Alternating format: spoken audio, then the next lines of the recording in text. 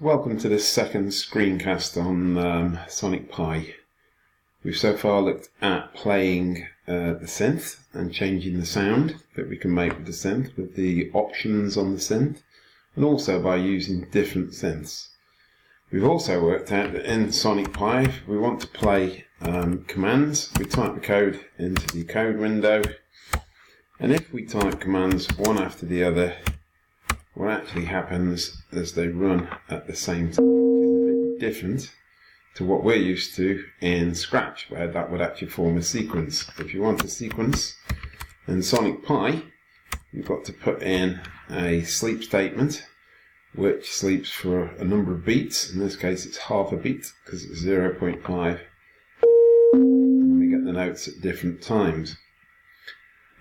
So big differences between Sonic Pi and what we're used to with block languages is obviously if you get the syntax wrong, for example, you miss the space and you type run, the first clue is that the scope bar doesn't move at all across the top, and you get this highlighted message down the bottom that says thread death.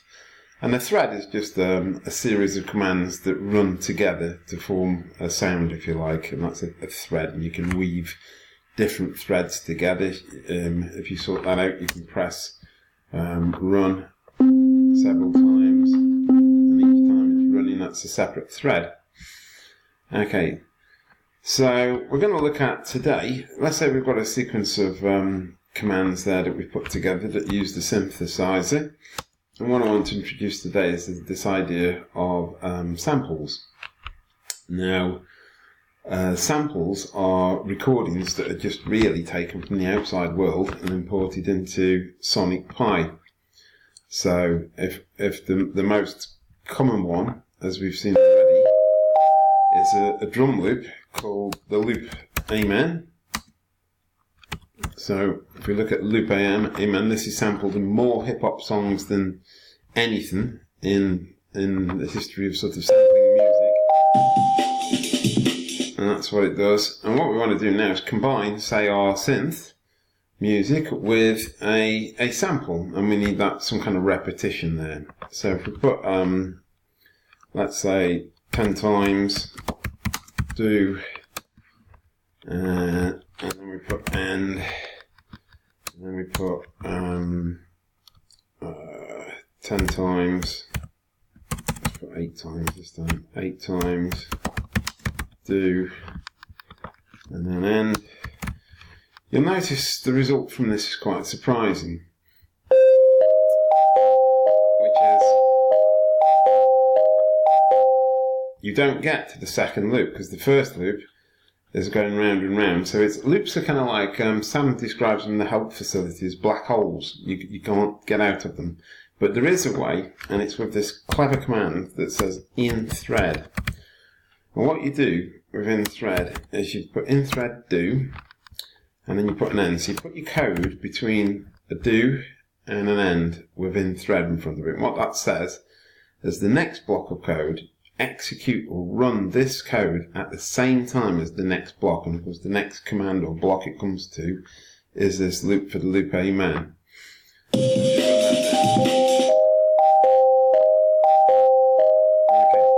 Now you also notice the loop Amen only seemed to run once despite having 8 times. That's because we've got no delay in there, so it was running virtually 8 times all simultaneously at the same time. So you could put a sleep in for a random amount of time, but you can also put something in that says sample duration, because a sample's like a stretchy spring, and it has a sort of fixed length, and that's going to put sleep for exactly the length of the loop Amen. So now you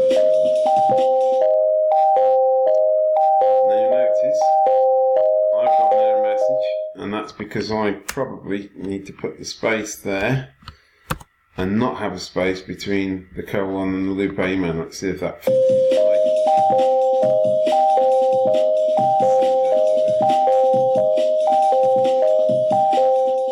Okay, so you can have a go with samples, have a little play. They've got lots of commands to them, lots of sort of parameters or options, I think we were calling them.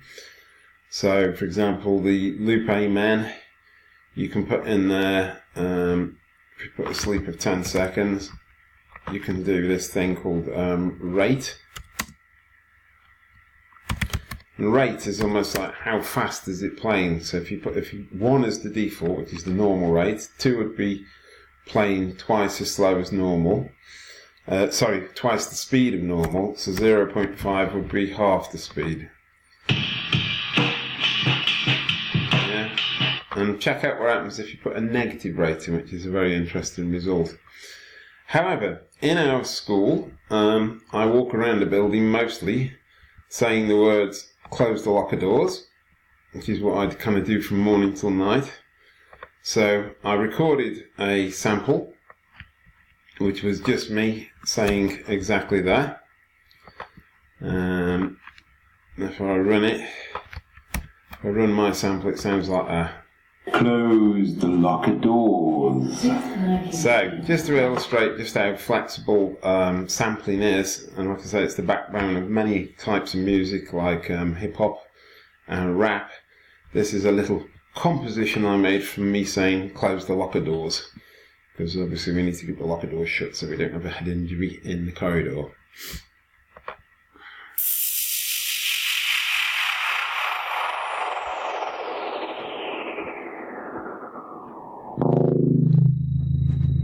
Close the locker doors. Close the locker doors. Locker doors. Locker doors. Locker doors. Locker doors. Locker.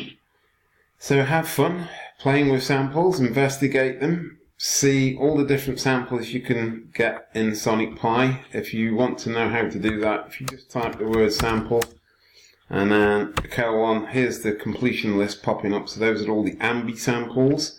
If you put L for loop, these are all the loop samples. And just have a little listen to all the samples that are built in there, and then see if you can compose a piece of music based around samples. Have fun.